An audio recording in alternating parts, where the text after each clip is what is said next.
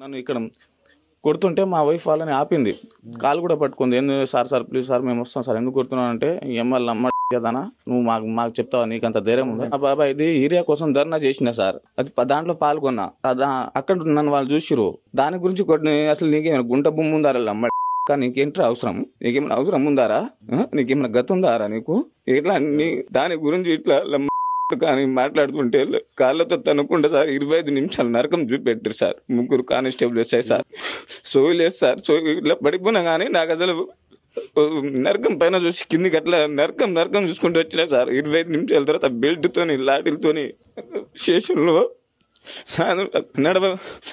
నడిచే ఓపిక లేకుంటే పొద్దు నుంచి సాయంత్రం ఎక్సైజ్ కింద పైన ఇట్లా ఎక్సైజ్ చేపిస్తారు నడవని. లాస్ట్ మూమెంట్లో కొట్టుకు తీసుకే టైం పోలీస్ నుంచి బయటికి రాగానే సార్ కుంటున్నా సార్. నేను గట్టిగా నడవని కాళ్ళతో తంటున్నాను సార్. మళ్ళీ లాస్ట్ గట్టిగా నడవాలి. ఎవరికైనా చెప్పినావో నీకు బెయిల్ రాకుండా చేస్తాయేమో అనుకుంటున్నావో, ఇంకోసారి ఎప్పుడైనా కనిపిస్తావారా నాకు కొడక, ఎప్పుడైనా కనిపిస్తావు నీకు బెయిల్ రాకుండా చూసుకుంటా. ఎవరికైనా హాస్పిటల్లో కానీ జడ్జి దగ్గర కానీ మీ వాళ్ళకి ఎవరైనా చెప్తే నీ సంగతి ఎట్లా చేయాలి అట్లా చేస్తాను నేను. మళ్ళీ గవర్నమెంట్ హాస్పిటల్ పోయినా కానీ నేను సరే ఆడ మీరు ఏం చెప్పొద్దు అని ఆ కానిస్టేబుల్ బైక్ పైన మమ్మల్ని మాట్లాడుకుంటే బెదిరుకుంటే వచ్చిన. ఆయనకు సార్ ఓన్లీ 100 రూపాయలు పెట్రోల్ నేనే పంపించిన సార్, రావడానికి నేనే పంపించిన. డబ్బులు ఉన్నాయా లేదంటే నా దగ్గర కూడా 120, 130 ఉండే సార్ ఫోన్ పే. నేనే 100 రూపాయలు పెట్రోల్ పంపించిన ఆయనని.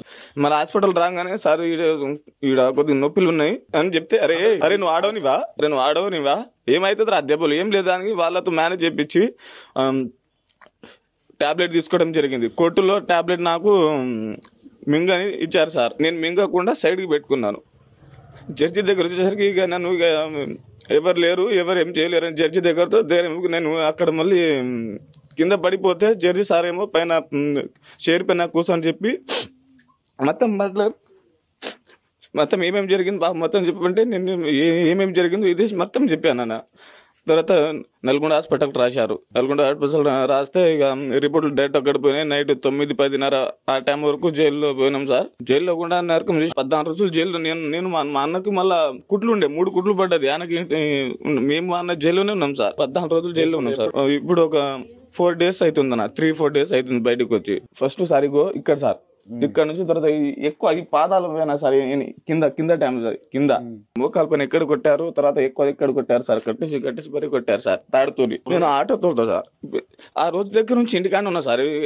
కావాలంటే ఎక్కడైనా ఎగ్గొచ్చి ఆటోకి పోలే ఏం పోలే సార్, ఇంటికాడే ఉన్నా. ఫైనాన్స్ కట్టకుంటే వాడు ఆటో కూడా ఫైనాన్స్ వాళ్ళు కూడా ఎత్తుకుపోయారు సార్. నేను నా భార్య, నాకు 2 పిల్లలు సార్. ఇంకోటి నా భార్య ప్రెగ్నెన్సీ. ఇప్పుడు నెల చూపించాలన్నా కానీ చిన్న పిల్లలు చూపించాలి. నేను రోజు పోతే 500-600 తీస్తే కానీ నాకు ఇల్లు గొడవ సార్. ఏమైనా మాకు ఏకైనా ఆస్తులు లేవు, ఏమో లేవు. మా నాన్నగారు కూడా లేదు. మా అమ్మ కూడా పొద్దున కూడా వస్తే బేరానికి పోయి పండ్లు వ్యాపారం చేసుకుంటారు సార్. మా అన్న కూడా డ్రైవింగ్ చేసుకుంటా బతుకుతారు సార్. మాకు జీవనాధారం కూడా ఏం లేదు సార్. పొద్దు నుంచి సాయంత్రం కష్టపడితేనే మాకు ఒక 500-600 రూపాయలు దాంట్లోనే కూరగాయలు చిన్న ఇట్లా బతుకుంటాం సార్.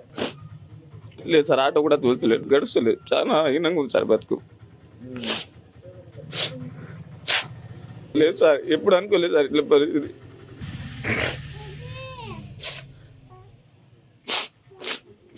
డబ్బులు 1 రూపాయి లేకున్నా నిన్న పిల్లడికి జన్మించినా కానీ 200-300 రూపాయలు ఎవరిని అడగకుండా పోయి తానికే తెచ్చిన సార్. హాస్పిటల్ కూడా చూపించలే, తానికి వచ్చి పోసిన సార్. జన్మ వస్తే హాస్పిటల్ కూడా పోలేక తానికి తీసుకొని చాపిస్తున్నా బాబు. ఏమైనా లీడర్ ఆరా అని దానికోసం ఎక్కువ కొట్టడం జరిగింది. దానికోసం నేను చేసిన నిందనాలు మాట్లాడే చేస్తలేదు సార్. నేను అరుస్తూనే ఉన్నా, ఆయన కూడా వాళ్ళు కొడతానే ఉన్నారు.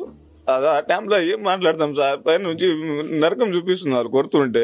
నేను ఎప్పుడు ఇట్లా కొట్టించుకోలేదు సార్. మా నాన్నగారు కూడా కొట్టలే. మా నాన్నగారు చనిపోయేంత వరకు మమ్మల్ని ఏదో ఆయన శక్తితో పోషించారు. కానీ తర్వాత మేము కూడా ఏదో మామూలుగా పని చేసుకుంటా ఆటో తోలుకుంటా జీవనాథం కోసం బతుకుతున్నాం సార్ మామూలుగా. ఇప్పుడు ఏం చూపిస్తలేను సార్, అట్లనే ఉంది. ప్రజెంట్ అయితే ఏం చూపించలే, ఇంట్లోనే ఉంటుంది.